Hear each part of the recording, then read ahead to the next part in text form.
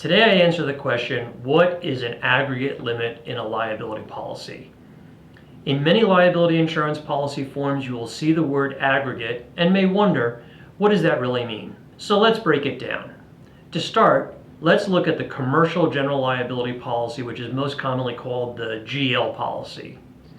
If you look at a policy or get a certificate of liability insurance, you're going to see a lot of limits of coverage.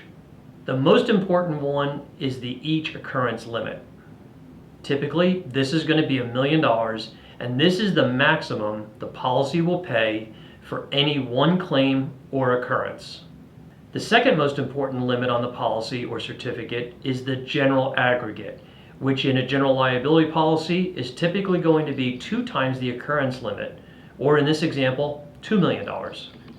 The general aggregate is the most the policy will pay for all claims during any one policy term, which is usually 12 months.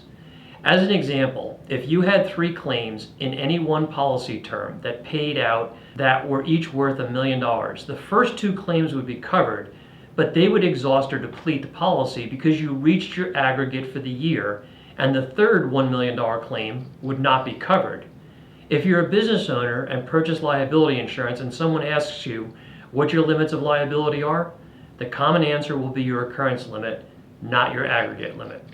Now, when you're talking about D&O or directors and officers liability, E&O, employment practice, cyber, and any other management or professional policy, it's more common to see that the aggregate limit is the same as the per claim limit of coverage.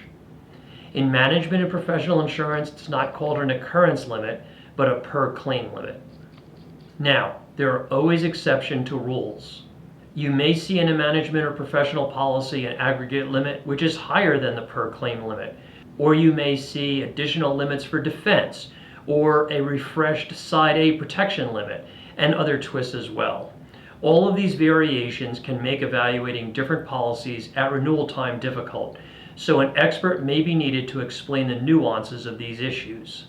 A couple of final points when discussing aggregates and per claim or per occurrence limits.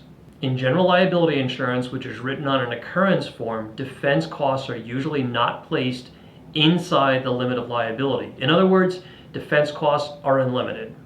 On the other hand, though, in management or professional policies, which are usually written on a claims-made policy form, the defense costs are usually contained within the per claim and aggregate limits. That means every dollar spent on defense erodes or reduces the limit of liability left to pay for settlements. This fact means that you need to carefully evaluate the limits of coverage you purchase. Here's why. Let's say you're faced with a particularly difficult directors and officers or D&O claim. Your attorney tells you up front that to defend against this particular action, it will cost at least $250,000 in legal fees, which your insurance company will consent to. That's the good news. The bad news is that if you lose the case after spending $250,000, you'll only have $750,000 left in a $1 million D&O policy to settle the action. If the judge awards more than that, you're totally out of luck. This is why a $1 million policy limit may not be enough. I recommend reviewing options for limits higher than $1 million when making a buying or renewal decision, so you can determine your budget and comfort levels.